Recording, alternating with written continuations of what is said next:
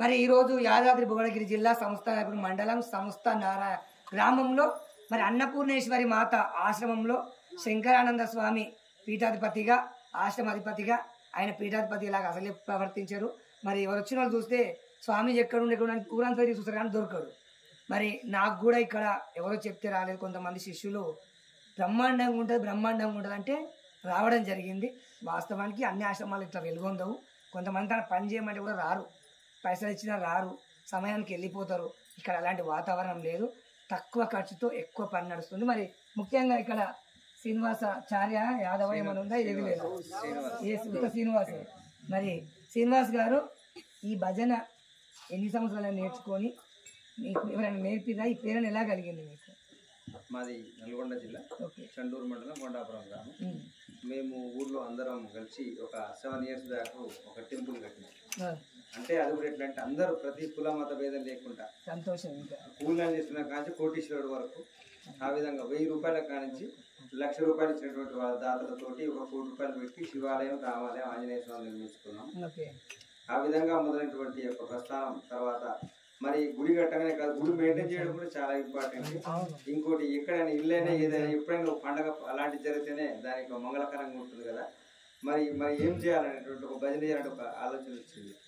ఎండాకాలంలో నేను గవర్నమెంట్ టీచర్ని, ఖాళీ ఉంటుంది కాబట్టి మాకున్నటువంటి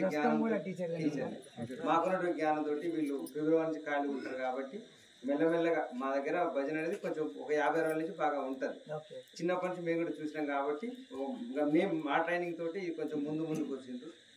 ఇంకోటి ఏంటంటే ఏదైనా కూడా ఎక్కడైనా కూడా ఆడమనిషి సుభిక్షంగా ఉంటేనే ఇల్లు సుభిక్షంగా ఉంటుంది. ఎందుకంటే ఒక ప్రపంచం అంతా అమ్మస్వరూపం స్వామీజీల ముందు అని చెప్పేది వాళ్ళు కాదు కాబట్టి వీళ్ళకు ఏదైనా ఆడమనుషులకు ఇలాంటి ఒక ట్రైనింగ్ ఉన్నప్పుడు వాళ్ళ ఇల్లు బాగా చక్కదిద్దుతారు తలంతోటి ముందుకు వచ్చిండ్రు.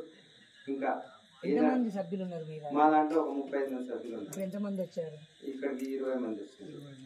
మొత్తం ఒక 35 మంది జెంట్స్ లేడీస్ కలిసి ఉంటారు.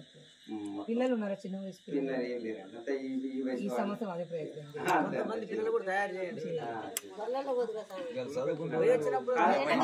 పంతులు నేర్పారా మీరే?